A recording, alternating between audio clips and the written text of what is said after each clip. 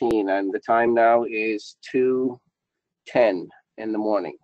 My name is Ahmed Manafa, and I'm a faculty at the College of Engineering of San Jose State. Almost 6 or 7 years dealing with IoT. Today's webinar, we'll talk about a very specific element. So what I'm going to do is I'm going to go over a few things before we start. Let me introduce myself first to everybody here. This will give you a chance. Let me have a clean. Okay. Just 1 minute, please. Okay, perfect. Okay, so this will take care of it so everybody can see. This is a little bit about myself, and give you some background about who I am and what I'm doing, and how the I'll give you 1 minute to read this because we need to start. We already wasted 10 minutes on technical. I taught at many schools here, University of California, namely Berkeley, and also some of my research picked up by magazines and organizations like Forbes and MIT Technology. So enough talking about this, let's move on.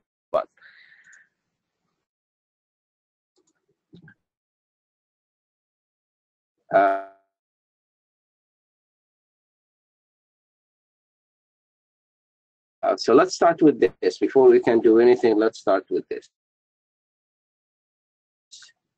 We'll start with this seconds and think Internet of Things and artificial thinking about the biggest change. I totally agree with that. 73% say they invested in IT and 54% in artificial. They did the survey. They asked about 2,000 executives, and this is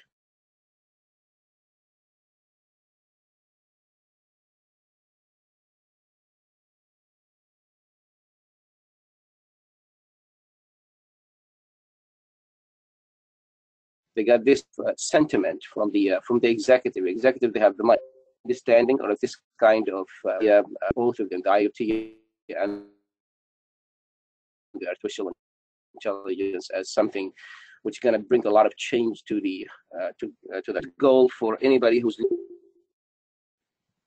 secure and a smart IoT. Today we're going to talk about the smart IoT, secure. Hopefully in a future webinar we're going to talk about it. Having both of them, it's very crucial for the business. I need both. I cannot have something which is, or I cannot have something with a smart and secure, because that's not going to help me in any side. If it's secure and dumb, nobody will use it. If it is smart and insecure, then somebody will abuse it. So keep this, in mind, that when we talk about the solution here.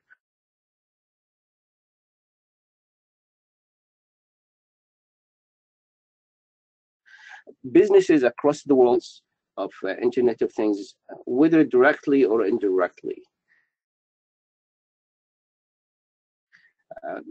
Reason for this one is we're looking for a product compatible with the concept of Internet of Things. It is one way for you to join a huge opportunity by making sure that your product, your service is more definition and have intelligence in this case. I will be taking all the questions of the webinar. I'll be more than happy to answer that. I will leave my contact information also on a slide, so you are welcome to. If I couldn't answer your question today, you can just send me an email, and I'll be happy to answer that. And I promise you, I'm going to answer all the questions. Whether it's today or through the email. The transformation here basically brings a new era of how companies run their operations and how they engage with their customers. SAP, the huge, beautiful, excellent German company, did a survey. They did actually a study, and that study lasted for about 6 months. And I was privileged to be part of that study. They asked 21 experts in IoT from across the board in the United States, and they just they see the future of IoT. And the link is on my LinkedIn. You can go and look at that study. But the bottom line is, my belief with IoT is reducing the distance between the customers and between the companies to make it, in both ways, whether the customers need or the companies offers. So distance is zero. It's easy for you. It's easy for you to service your customer, and you can do this one by understanding everything happening in the life of the customer, making everything around the customer smart, so he or she will get whatever they want. I mean, example here with Amazon. Amazon is really branching everywhere. You have some smart buttons. You have Alexa. You have all these kind of devices that's around the hub, and that hub is Alexa for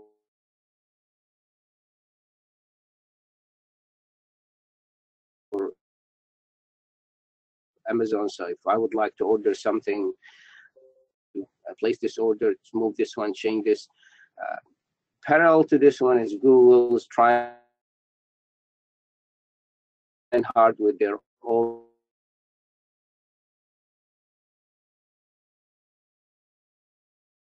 device here. On the other side of the IO, you can see as their central part, for the Internet of Things. And yesterday,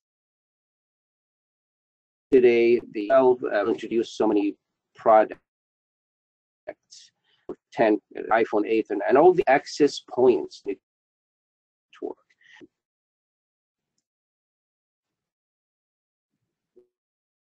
But the big question here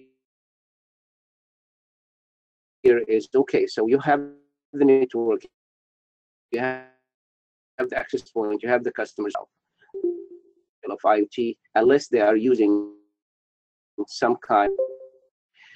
That one will enable smart machine to simulate the intelligent behavior and make well-informed decisions.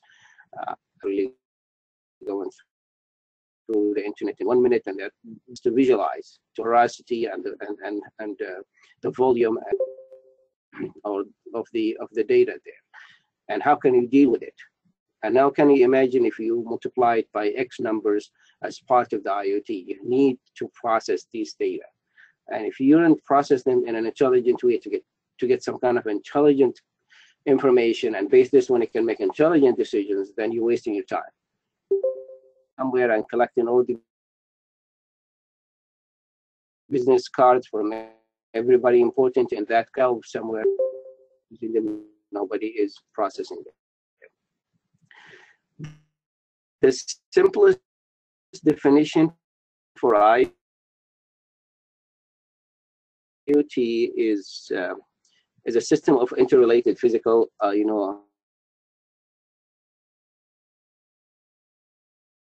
objects, sensor objects, and people and services, platforms, and network that have separate identifier and an ability to transfer data independently. So this is some of the examples of the application that we see them in some kind of agriculture. Apple yesterday was talking of a heart monitoring, and how is their watch is part of study they're doing. So it's going to be in your hand, and it's going to be following your health and signs, and send it to your doctor, and the doctor can take an action based on that. And collecting and exchanging information from the environment. So this is just an example of this. One key thing, and I always love to touch on that. There actually some kind of separation here, or looking at the same coin from different parts. In the United States, we don't care about Industry 4.0. I mean, I'm saying this one because I remember last year I have 2 graduate students from Sweden. They came all the way to the United States.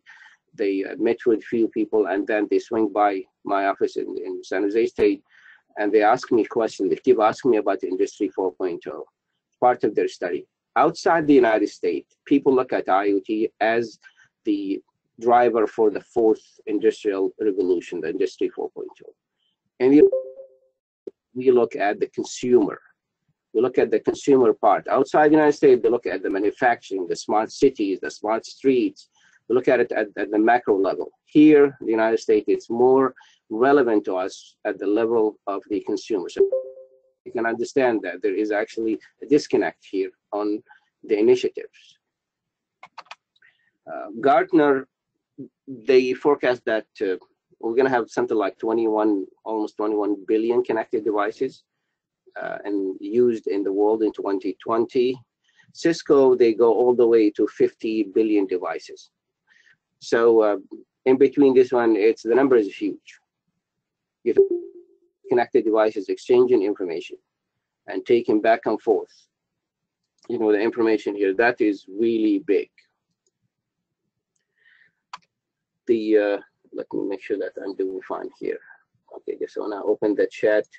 Okay, good, so I'm okay. Now we're going to talk about the other side of the coin, the smart part of this, which is artificial intelligence. It's the engine. So the artificial intelligence is the brain here for the IoT that will enable analytics and decision making from data collected by the IoT. IoT will collect the data. AI will process the data, and this will end up on a dashboard for the CEO, or sometimes you can create your own algorithm. Itself will process this kind of information and give you options or make a decision for you when we get to a higher level of artificial intelligence. You can see these systems working together and at a personal level here. With Google Home or Amazon Alexa or Apple Siri, and I don't know if you noticed this, but the more you are using those personal assistant, digital personal assistant devices, the more they really get better. If you buy an Apple product and you have Siri there, and after 1 year, you notice that Siri is really trying to learn your style, understanding your vacations, yourself, and if you ask a question, it's going to be within the same context of who you are. Instead, compare a question at the beginning and the question a year from now. You're going to see a big difference here.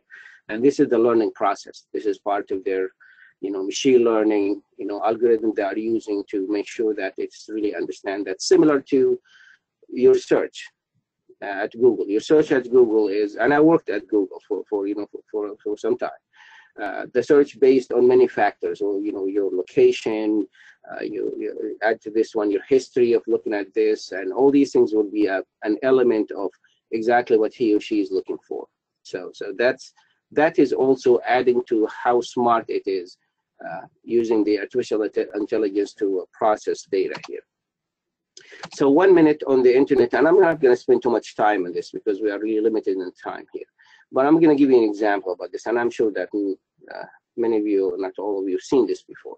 If you look at something like Google search, 3.5 million search in 1 minute. If you look at how much sales they have online, 50,000. And if you look at Twitter, about 450,000 tweets sent, in that plot. So that's huge. That's really huge. That's not something simple. So if you are one of those companies on the receiving end of this kind of activities, you would like to know how can you process this data. And this is all coming from different parts, and this is the ones that we know about. I'm talking about manufacturing. It's going to come from sensors and the different pipelines. It's going to come from servers, farms that everywhere, data center somewhere, and in the north and the south, and you'd like to have information about it. If it's coming from a university, you have it from different labs, from different classrooms. You can think about it, in a sense of this data will be sent towards me, and what's going to happen? How can I deal with that? More connected devices comes more data that has the potential getting insights. The problem is how to analyze it.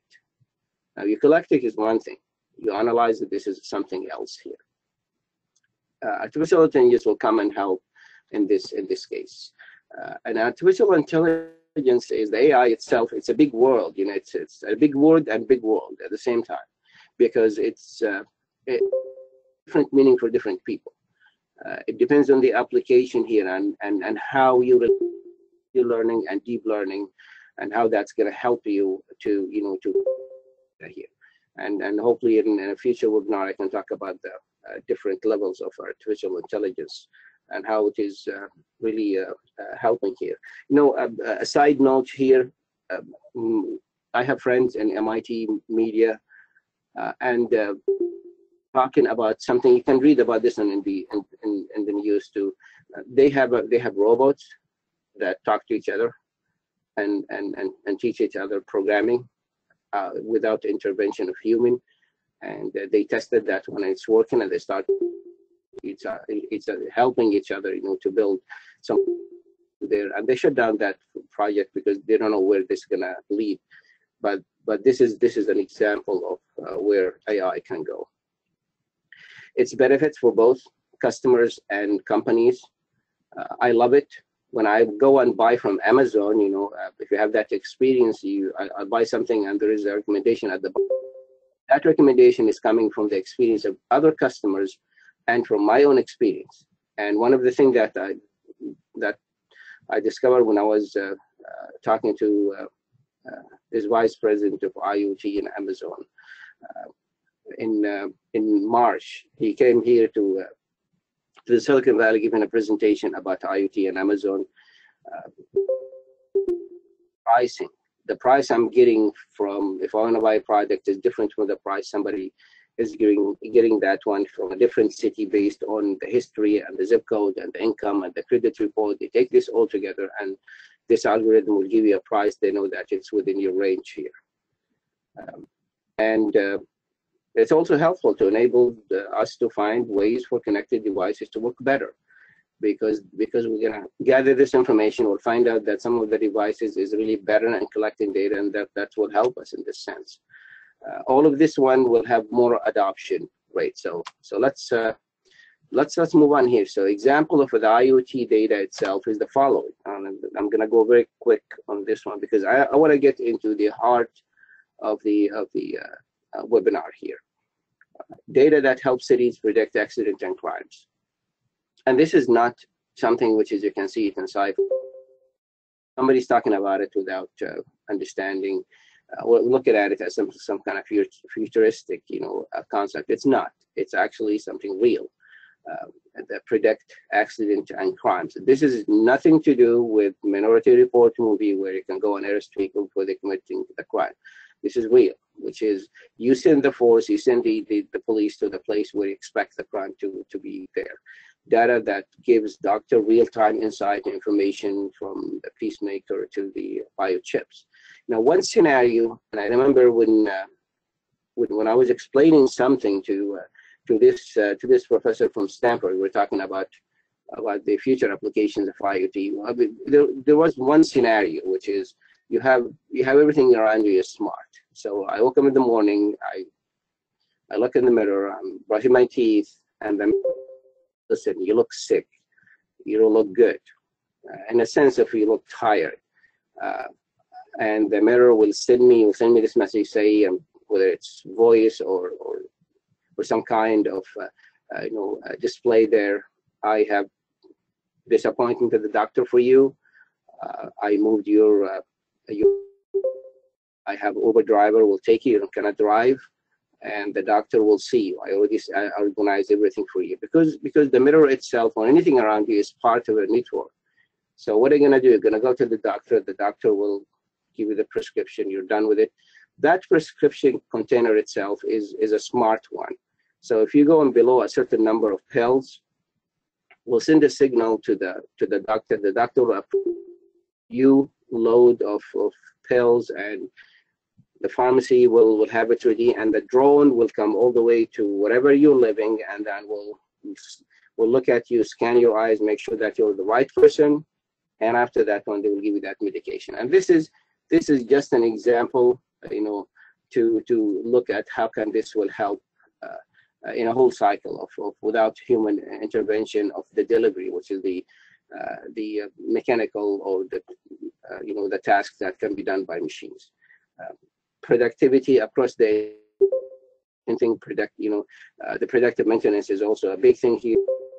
Create truly smart homes with connected appliances. I have Nest. Nest is a company bought by Google, and it's not far away from where I am.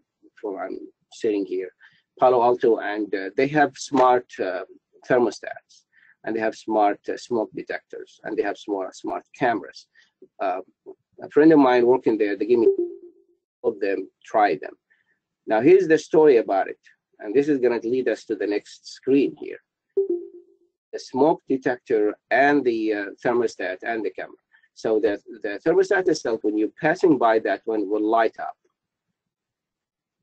So any motion in the house that within the range of that thermostat, which is in a prime location, and I can program it. It's all connected to Wi-Fi. All these products are connected to Wi-Fi.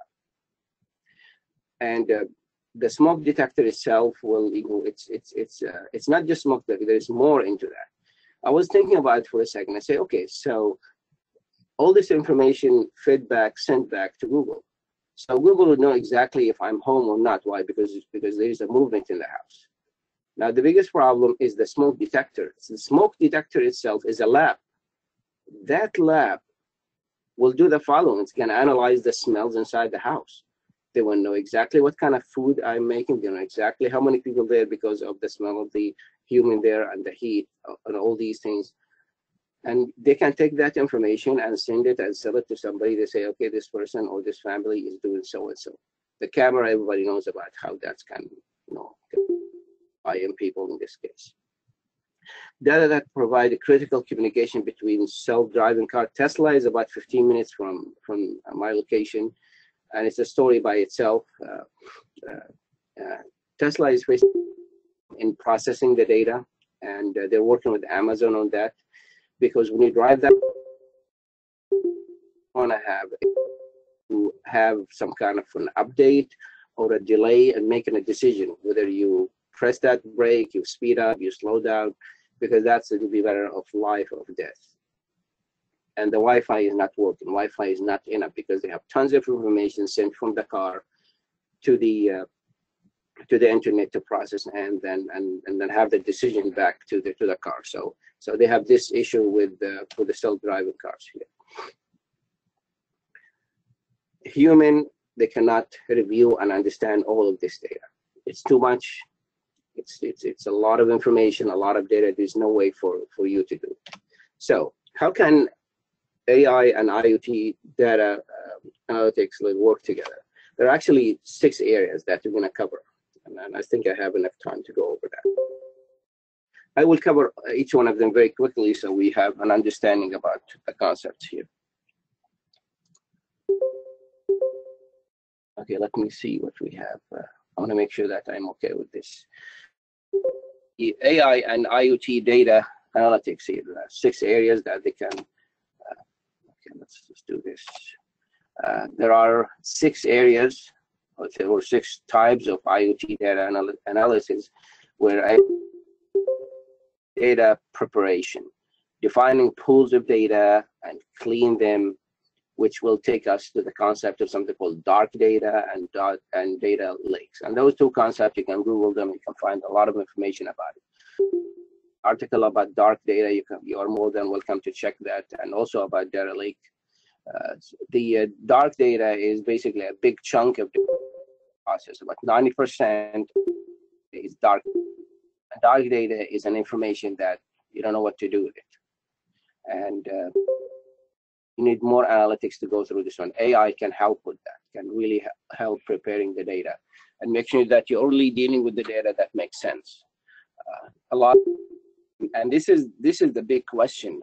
How can I really make that decision about saying this is good data, this is a bad data, this is a dark data, this is something that I should skip. This is just a noise. This is just a redundancy here. The second one is the discovery. The data discovery, finding useful and pools of data. Well, okay, I know this data is good. It's not noise. It's not some kind of a redundancy. It's not just a repetition. Now, how can I find this, the useful data inside this one, which I will process? And we're talking about nanoseconds here. We're not talking about days. We're not talking about hours. We're talking about this processing has to be instant. You cannot do this if you don't have a good artificial intelligence algorithm here. Finding somebody who really good in AI, finding somebody skills, which is skilled people who understand the machine learning and you can go deep into the deep learning here, is a challenge for Silicon Valley here. And if you have an interest in this one and you can really be an expert in this one, you're gonna have offers until the day after tomorrow, because companies are looking for people who are expert in that field. The third one is visualization of streaming data, on the fly dealing with streaming data by defining. I'll talk to this entrepreneur. He has a dashboard, and this dashboard is connected to a network, and this network connected to sensors and different pipelines for refineries and one of the oil companies here, which is not far from us. They tested this one and the different pressures for the pipes, and they receive this information live. And his startups start picking up, and they like it and they fund it. Why? Because that will solve a big problem for them. Instead of sending people or waiting until they have some kind of a drop in the pressure somewhere, why? And they send somebody to check this one, they can have all this one live, and they have it in a very intelligent way without penetrating the pipes. There is some kind of a technical detail about this, and visualizing this one in a smart way, so it's be easy for you to make that decision. So the fourth one is time series accuracy of data. If you study Fourier transform, if you study statistic and probability, that will make more sense to you. Keeping the level of confidence in the data collected high, with high accuracy and integrity of the data. That's another thing that artificial intelligence can help you with. Predictive and advanced analytics, big field here for the companies. Companies like Microsoft, IBM, even Oracle, those companies are really dealing with this field. They love it. The advantage about predictive and advanced analytics. Very important step where decisions can be made based on data collected, discovered and analyzed. And I don't want to wait. I want to go, ahead of the curve and go ahead and make that decision, knowing that the data given to me is really giving me good insight about what is the next step. And talking about the logistical data here, maintaining the flow of the data smoothly and under control. Remember, this is all talking about how AI is really helping the IoT data analytics by doing all these kind of elements here. The application of in IoT here, visual big data, for example, will allow computers to gain a deeper understanding of images on the screen with new applications and understanding of that. This can be used everywhere.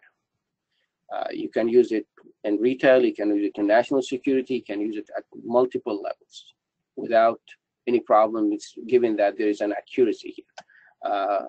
Cognitive system will create new recipes that will appeal to the user sense, optimize the menu, for example, for each one of them, automatically adapt the local ingredients. Just that's at the consumer level. New sensors will allow computer to hear, gather, sonic information about the user environment. And there's this borderline. I'm going to talk about the challenges facing the AI and the IoT, which makes sense. Okay, so if you're going to hear everything I'm saying, if you're not going to sense everything I'm saying, that's a problem. I mean, if you have an Xbox at home, you know that this Xbox is listening to you. If you have Alexa at home, you know that Alexa is really gathering information nonstop. There was a famous, case, a murder case here in Arkansas, where the witness was Alexa, Amazon Alexa. Why? Because Alexa captured all the fighting and among the different, the two people in the house, and the police managed to get that file, that audio file, and then they use it against the killer. This is another way of saying, okay, yeah, nobody's home. No, everybody is home. Why? Because everything can feel, can hear, can process what you're talking about.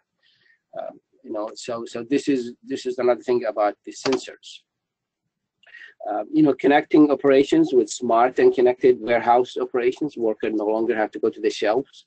They can do this. And the funny thing about this is this guy, the vice president of the IoT division at Amazon, he was talking about warehouses of Amazon here, and he said if you go there, you're gonna see that most of the warehouses actually dark. There's no light because robots they don't need light. I mean, the machines they programmed, exactly the location. There's like the human; they have to see this one. They can just go with with the direction here. Instead, shelves whisk down the IOs here, guided by small robotic platform to get the work done. Fulfillment is faster, safer, and more efficient. Preventive and predictive maintenance, saving companies, a big thing for them. So this is some of the applications here, but challenges. And I don't know how much time left for me here, but I think let me just go back to the chat here. I think we have an hour here. Let me ask the organizer how much time left. Just 1 second. Okay. So challenges facing the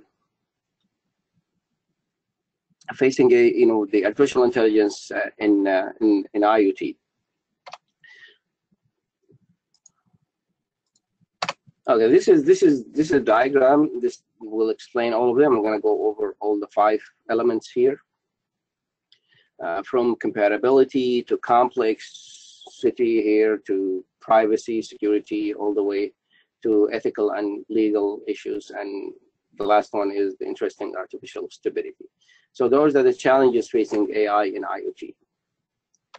Let's talk about compatibility. IoT is a collection of many parts and systems. They are fundamentally different in time and space.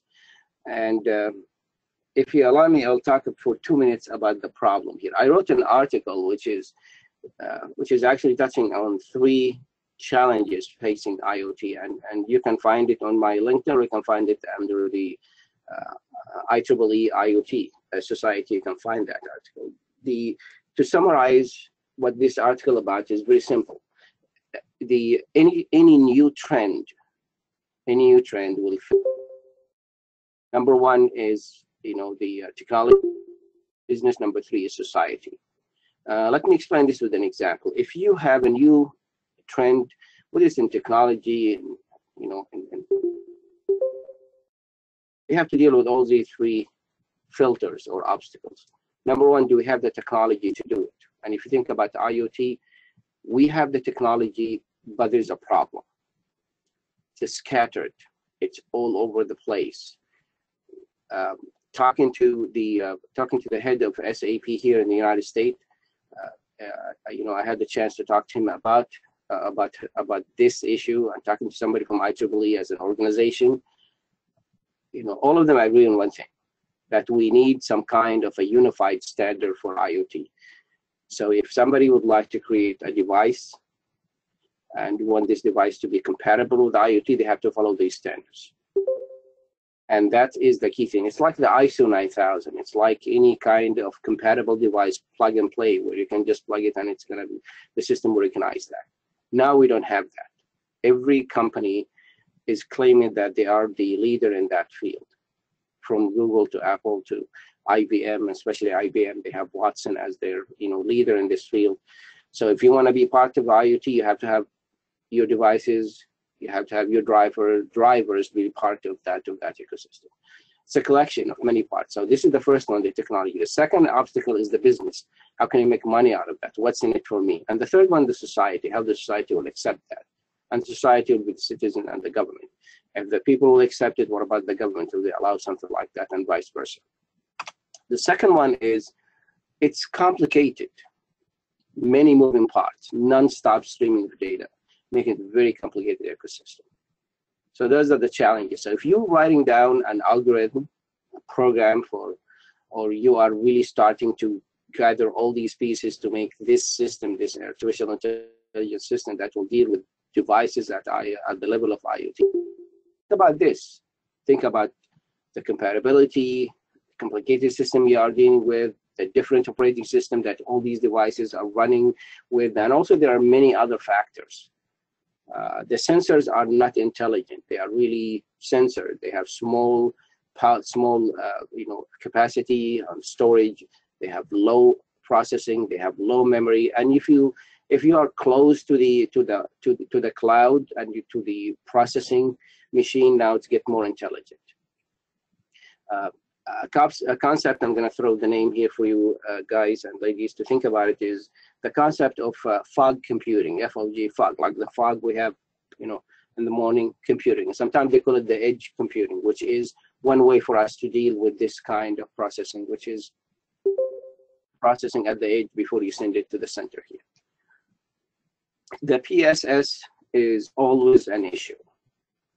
With every new technology, we ask ourselves about the privacy and about the issues of, okay, how can we protect the privacy, the security, and how we make it safe for the consumers. Europe, they have a very strict rules for privacy compared to the United States. Have it a little bit relaxed. Only somebody suing the companies or suing the organization, then they fix it. The new solution for such a problem is using blockchain technology. I have like 3 articles about this. You're welcome, more than welcome to read about it. Hopefully in the future I can have a webinar about blockchain and the IoT. The blockchain is the other side of the equation, which is we're talking about secure and smart IoT, smart using artificial intelligence, secure using blockchain technology. Blockchain in a nutshell is a distributed database or ledger compared to the centralized we have now. So there's no single point of failure. It's distributed all over the place. So there's no, one of the elements of the database is down, the others can function without having one centralized. Ethical and legal issues, this is a new territory. We haven't seen this one before. We don't know what will be the impact of this. We don't know what protection we have here. We have no idea about how is that gonna, end up and emerge. So ethical, legal issues, how can you deal with that? That's another part here. Artificial stability is garbage in, garbage out. It's a well-known concept here. If you don't have the data as good data here, then you still the system will process whatever you give it. To it, and artificial intelligence still needs training, understanding the human reactions, emotions, so the decision will make sense. Until we get to that stage, we still have many years ahead of us. But one thing which is exciting about this, now it's real, and I'm one reason because tablets was invented in the 80s. Smartphones with the touch screen. It was actually in the 90s you have them. We didn't have the infrastructure for that. Now we have the internet. Now we have the broadband. Now we have the connectivity everywhere. We have the infrastructure. We have the computing power to process, to have an artificial intelligence which makes sense. Back in the days, it's only in the labs of the universities or in the government you can do some kind of experiment and you can use it for the consumers. But now it makes sense that it's probably this is the time for artificial intelligence to take off. And take off in a sense, it's not gonna be Skynet or the Terminator will come and control the world and would shut down everything and they will get rid of the human. That's just in the movies, but in reality there are so many things you can do before we can get to that stage. So the conclusion about something like this, IoT is really quite impressive. Everybody love that. It's really does not amount to much without the artificial intelligence. So you have the muscles, you have the you have all this power, you have all this data, but you don't have a brain. Without the brain, it's just a beautiful, fascinating structure with all these data going back and forth, but make no sense. With artificial intelligence, now it's going to make sense to us. Both technologies need to reach the same level of development so they can function, perfectly here. For the artificial intelligence, we need more smart algorithms here. We need more research about this one, and the companies are doing that. I know that Facebook is a leader in this, and they have their own artificial intelligence lab that is doing some kind of crazy stuff. Same thing with Google, same thing with Apple, and IBM is also another one in this field. The IoT now is talking about the hardware and the software.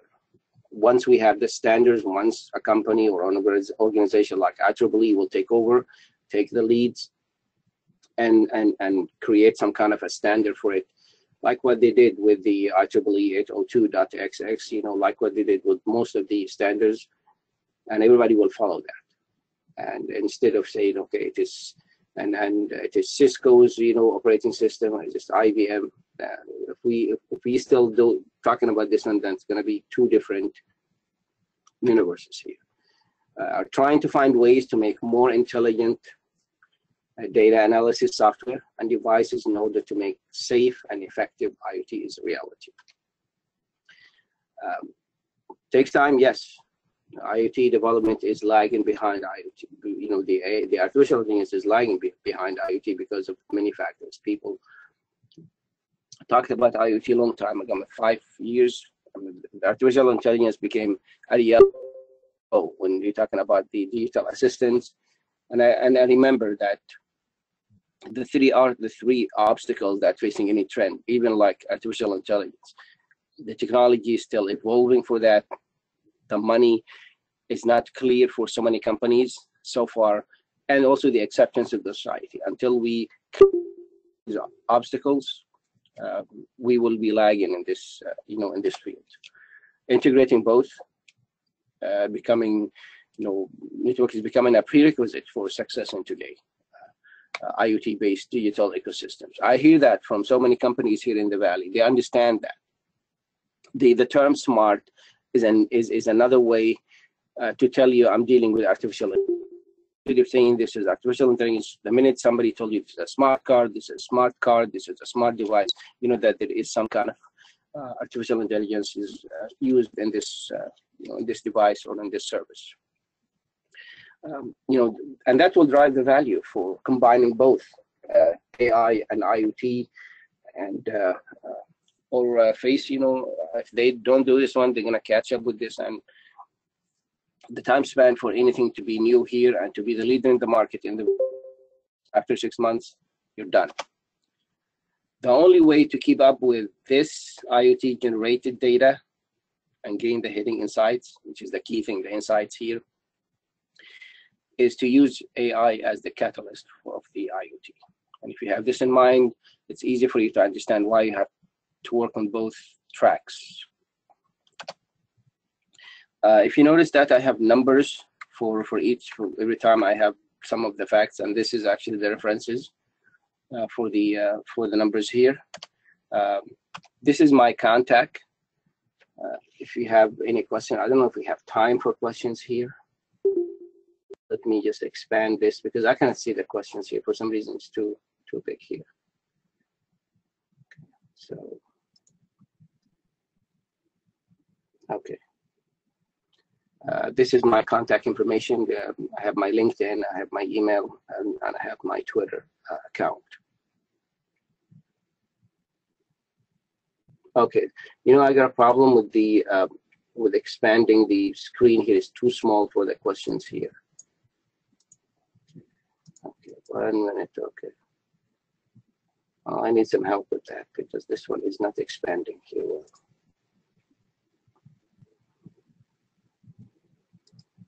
Okay, what are the prerequisites for IoT?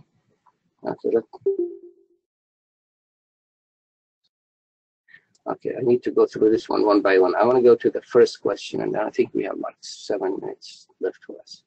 There's a lot of questions. Oh, thank you guys. I have a lot of questions here. Okay, so next one.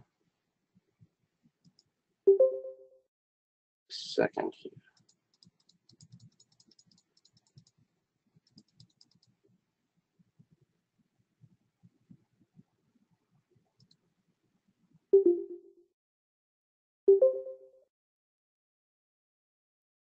Just give me a second. I'm trying to go through the questions here.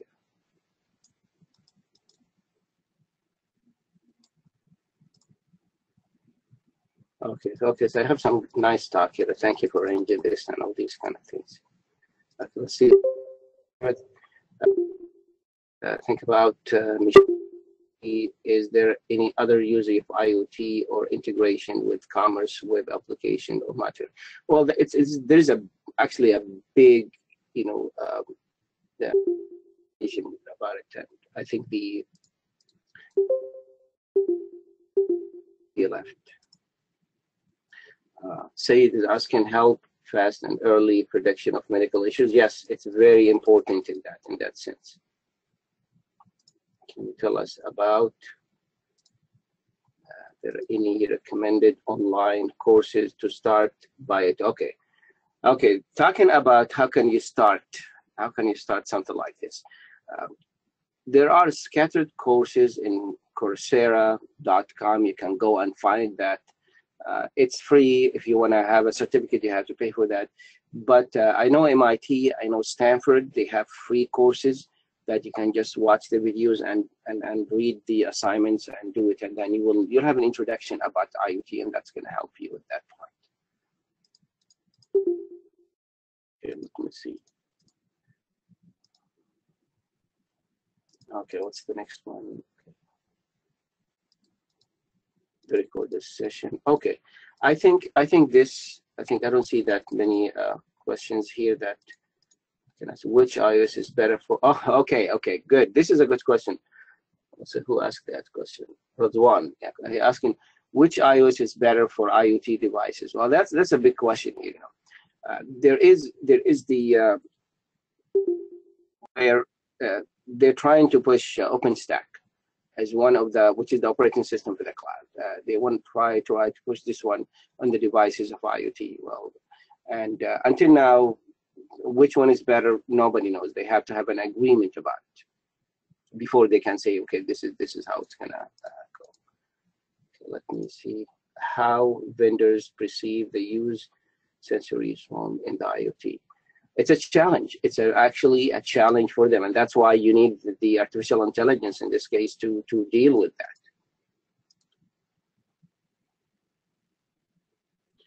Yes, this is Sean, I think. Hopefully in the future, I will have, but I'm going to try to make it, another time. 2 a.m. is too much for me here, but it's the first time. What value does IoT have to offer in terms of cost saving? A lot. Salman, a lot, because you are saving on many factors. You're saving in time, you're saving in money, and you're saving on people. You don't have to wait until the end of the when something happened. You can sense that one, you can predict that, and you can fix it. You can save time by finding the best way for you to process that. Companies using IoT, they can see that value. How to be that you mentioned about that the companies. Oh, okay. okay. Send me an email about that. It's you have to be an artificial intelligence expert. And this is part of the computer science and the and math. So if you have that kind of background, then yes. Okay. So I think. Okay, if there is no more questions, I will conclude. Let me move to the next slide here to give my friends at the Internet of Things Egypt shout out about it. Okay, thank you so much. Thanks to everyone. I really appreciate that. Please let me know. This is my contact information again, and email me. You can join my LinkedIn. You can follow me on Twitter. I'll be happy to see you. On that side of the world. Okay. Have a wonderful night, everyone, and enjoy the rest of your day here.